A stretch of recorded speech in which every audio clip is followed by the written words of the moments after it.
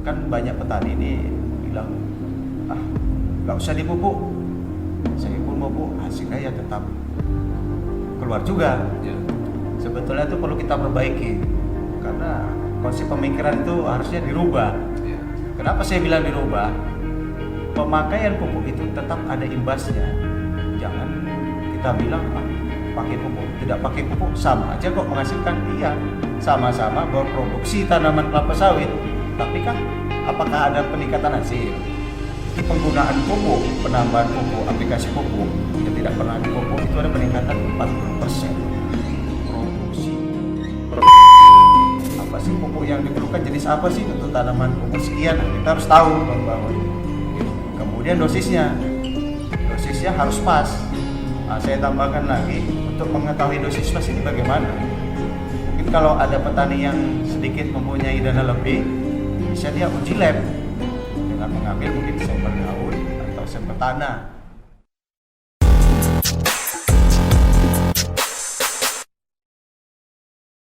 Assalamualaikum warahmatullahi wabarakatuh. Selamat pagi Sohib Agro dimanapun berada, dan salam sejahtera buat kita semua. Seperti biasa lagi, saya juga masih ditemani salah satu praktisi dari perusahaan PT Saprotan Utama. Tapi ada yang berbeda. Saya dapat t-shirt dari Saprotan Utama. Ya, nah t-shirt. Jadi saya senang sih pakai bajunya. Mungkin saran untuk ke depan buat Saprotan, buat petani-petani juga kita bagi baju ini. Sepertinya keren untuk perkenalan produk. Bisa. Oke, Siap. nah, di konten kali ini ada yang berbeda juga, yaitu mengenai pembahasan kita. Pembahasan kita kali ini yaitu mengenai pupuk majemuk ataupun NPK 12-12-17. Nah, pertanyaan saya, Bang Yuda, apa NPK 12-12-17? Kenapa spek kandungan unsur haranya ini 12-12-17-2 plus TE? Silahkan, Bang. Terima kasih Bang Baut. Assalamualaikum warahmatullahi wabarakatuh. Salam sejahtera dan selamat pagi untuk sobat Sohib Agro, dan salam planter. Salam planter. Oke. Jadi ya, melanjuti dari konten-konten sebelumnya ya, Siap. Bang Baut ya. Ya, siap. Sudah kita jelaskan mulai dari Vertipos, NPK 7635, keunggulannya dan bagaimana caranya ya, penggunaannya. Dan ini pada konten ini kita membahas pupuk NPK 12-12-17-2 plus TE. Jadi pupuk ini diperuntukkan untuk tanaman yang berumur 10 tahun ke bawah, atau tepatnya itu TM1 ya, TM1 sampai TM5 lah kita bilang.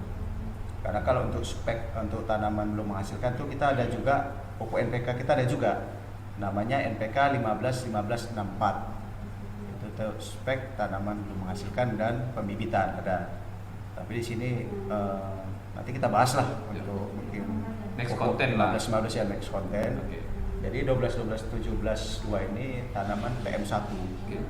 TM1 ya mungkin sampai TM5 ataupun seterusnya lah, mendekati 10 tahun. Jadi memang pada kandungan 12-12-17-2 plus TE itu memang kita sudah tetap melakukan pengujian trial dan lab. Memang kebutuhan tanaman di umur-umur tersebut memang dibutuhkan proporsi kadar unsur yang tertera di kemasan NPK 12-12-17-2. Jadi perlu saya terangkan 12-12-17-2 plus TE ini apa? Ya, benar. Jadi 12-12-17-2 tetap mengacu namanya NPK, nitrogen, fosfat, dan kalium. Jadi 12-nya itu adalah nitrogen, 12%-nya lagi fosfat, 17%-nya adalah kalium atau MOP, 2-nya itu adalah magnesium atau kita sebut kenal pupuk kisrit gitu ya. Apalagi nih plus TE. Nah, TE tadi ya tetap pupuk mikro. Tetap kita sandingkan karena ini berperan penting, dan itulah salah satu kelebihan dari pupuk kita NPK ini. Di samping ada pupuk unsur pupuk makro, juga ada mikro. Oke. Jadi kenapa dibuat komposisi 12-12-17-2 plus TE? Memang karena dibutuhkan kadar unsur hara yang diperlukan tanaman muda TM1 sampai TM5 atau 6. Produksi masih di tanaman awal ya, tanaman menghasilkan satu ya. itu memang komposisinya pupuknya dibutuhkan sedemikian. Tapi saya tambahi sedikit Bang Baut ya. Kan banyak petani ini bilang nggak usah dipupuk. Saya pun mau pupuk, hasilnya ya tetap keluar juga. Ya. Sebetulnya itu perlu kita perbaiki karena konsep pemikiran itu harusnya dirubah. Ya. Kenapa saya bilang dirubah? Pemakaian pupuk itu tetap ada imbasnya. Jangan kita bilang pakai pupuk, tidak pakai pupuk sama aja kok menghasilkan. Iya, sama-sama berproduksi tanaman kelapa sawit. Tapi apakah ada peningkatan hasil? Karena sepengalaman saya ini ya, kita tidak tahu mungkin petani ada pengalaman lain.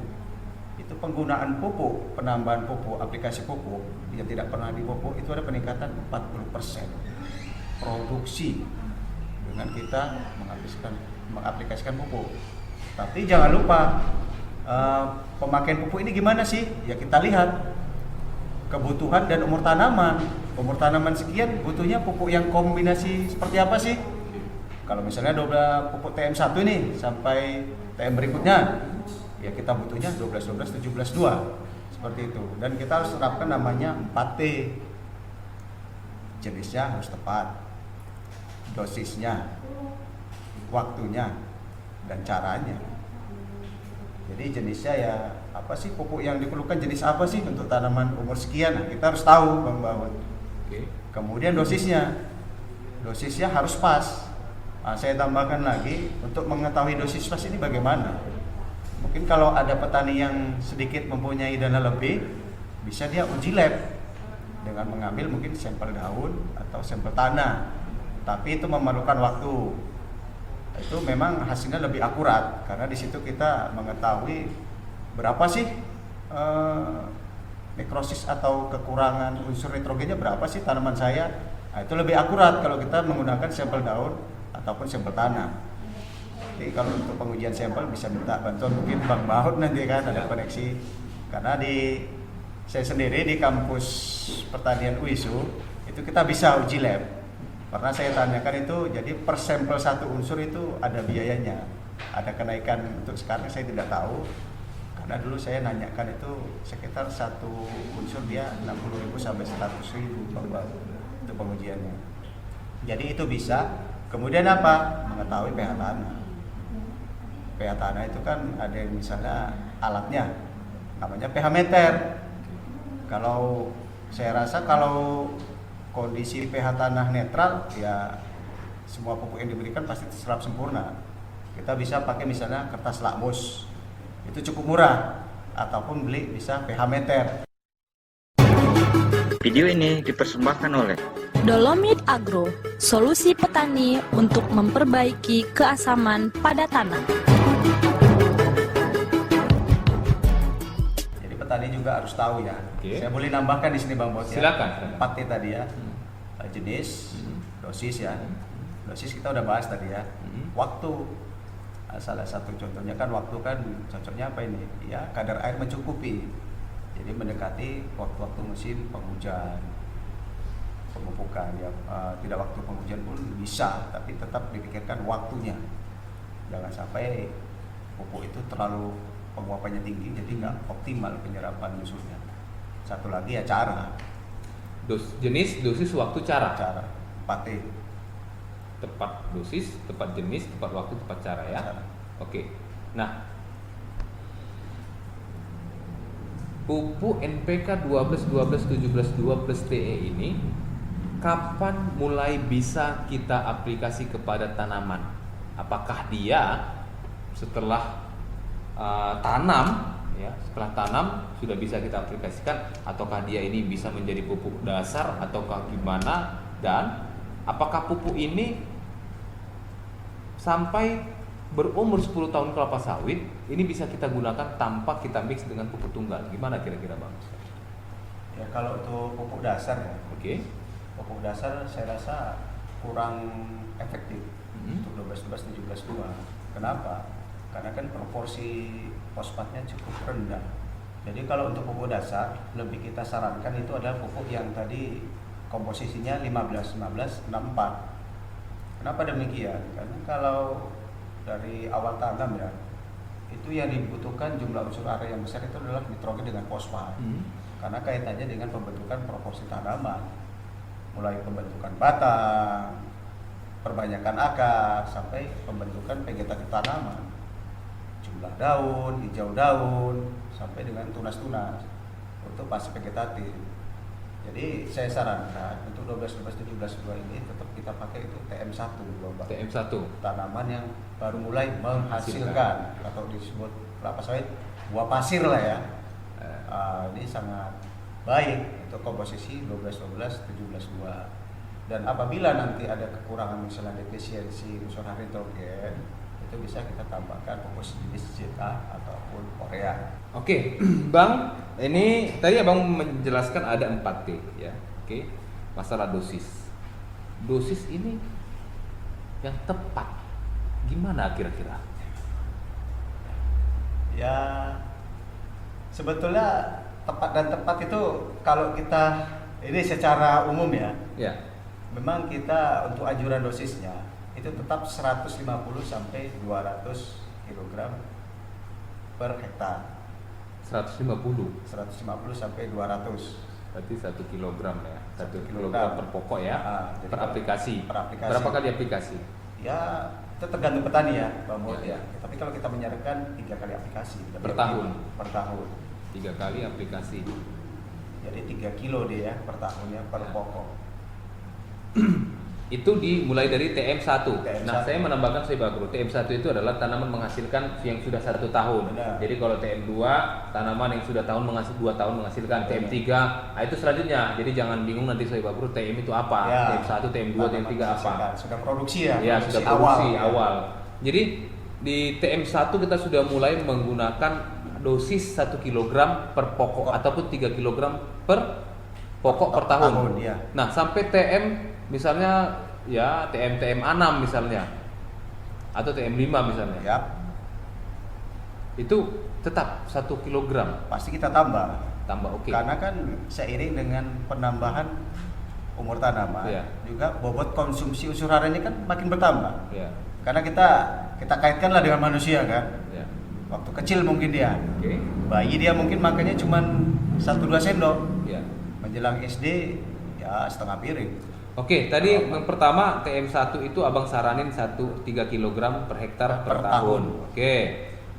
Nah, kalau sampai maksimal misalnya di usia 10 tahun tanaman kelapa sawit atau kita katakan TM6 lah misalnya, itu di berapa saran kita dari perusahaan? Range-nya itu 1,2 sampai 1,5 Per aplikasi. Per aplikasi. Berarti maksimal 4,5 kg per hektar per tahun. Per pokok. Per tahun. Nah, per pokok per tahun.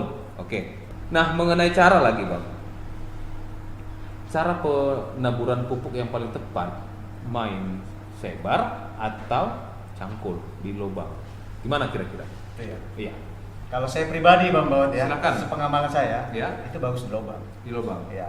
Tapi kalau untuk efisiensi waktu ya disebar. Cuman lebih efektif dan optimal unsur tersebut diserap oleh tanaman itu ya di lubang.